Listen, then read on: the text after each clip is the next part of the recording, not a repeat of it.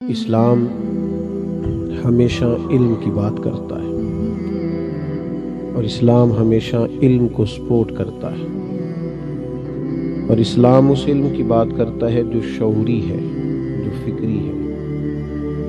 الفاظ کے بام و در کا نام نہیں، معلومات کے جمع کرنے کا نام نہیں، کسی ڈگری کے حصول کا نام نہیں، بلکہ اسلام اس علم کی بات کرتا ہے جس کا تعلق جاننے سے ہے، جس کا تعلق سمجھنے سے ہے، جس کا تعلق تربیت سے ہے۔ اسلام اس علم کی بات کرتا ہے جس علم کو نور کہا جاتا ہے، جس سے انسان روشنی پاتا ہے، جس سے وہ نور بصیرت حاصل کرتا ہے، حق و باطل میں فرق کرنے کی اسے قوت نصیب ہوتی ہے، فکری بنیادیں اس کی مضبوط ہوتی ہیں، اس کے شعور کی آنکھیں کھل جاتی ہیں، وہ زندگی کو زندگی کے مفاہیم کے اعتبار سے جیتا ہے، خوش فہمیوں سے نکل آتا ہے، حقیقت پسند ہو جاتا ہے۔ علم جاننے والے جو لوگ ہوتے ہیں وہ سمجھ جاتے ہیں کہ مقصود نہ دولت ہے، نہ شہرت ہے، نہ اقتدار ہے۔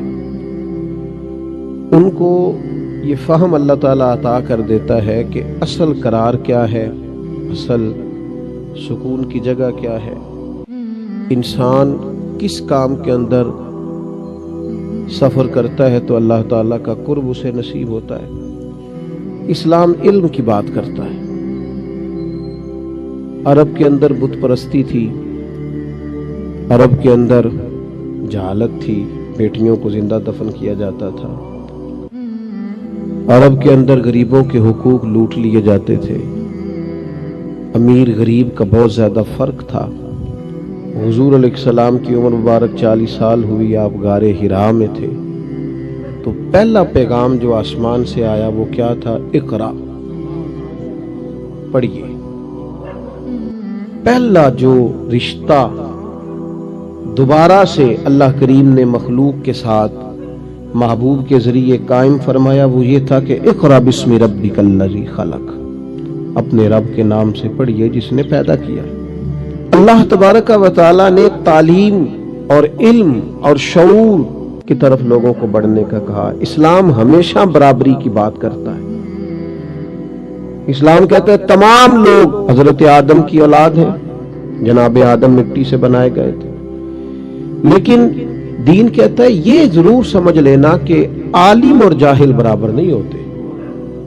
قل هل يستوي الذين يعلمون والذين لا يعلمون، اے محبوب آپ ان سے فرما دیں کیا جاننے والا اور نہ جاننے والا بھی برابر ہوتے ہیں؟ ایک جسے پورا پتہ ہے اور ایک جسے بالکل پتہ نہیں، وہ کیسے برابر ہو سکتے ہیں؟ جاننے والا اور نہ جاننے والا کبھی بھی برابر ہے۔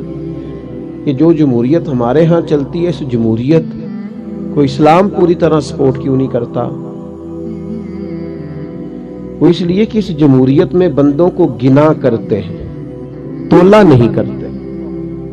جاننے والے کا ووٹ بھی اسی بھاؤ ہے اور نہ جاننے والے کا بھی اسی بھاؤ ہے، یعنی جس کو پورا شعور حاصل ہے وہ بھی، جس کو پوری شعوری زندگی حاصل ہے، اسے پتہ ہے، معاملہ فہم ہے، اس کا ووٹ بھی، اور جس بزرگ بیچارے کو نظر نہیں آ رہا، پوری طرح چل نہیں رہا، بڑھاپا ہے، کمزوری ہے، ضعف ہے، اس کا ووٹ بھی لوگ جا کے انگوٹھا نہیں لگوا لیتے بڑے بڑے بیماروں کا۔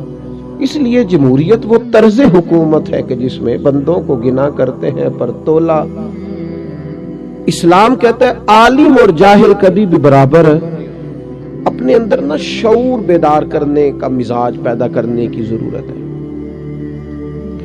مسلمانوں کے ساتھ سب سے بڑا مسئلہ یہ ہے کہ یہ بعض اوقات تو چند ذوق کی باتوں کو سارا کچھ سمجھ لیتے ہیں اور بعض اوقات کچھ خوش فہمیوں کا شکار ہو جاتے ہیں۔ انسان کو ہمیشہ سیکھنے کا کہا گیا ہے، ہمیشہ۔ ہمیں یہ کہا گیا کہ عالم کی عزت کرو، لیکن عالم سے کیا کہا گیا؟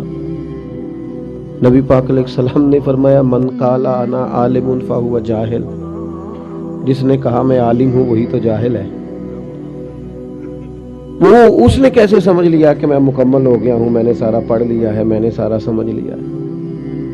میں اکثر بعض لوگوں کی بات سنتا ہوں نا، وہ جب کہتے ہیں نا تعلیم مکمل کرنے کے بعد جب میں ادھر آیا نا، تو میں کہتا ہوں لو بھی اس کی تو مکمل ہو گئی ہے، اس کی تو پوری مکمل ہو گئی، اس نے تو بہت بڑا دعویٰ کر دیا، تکمیل تک چلا گیا یہ۔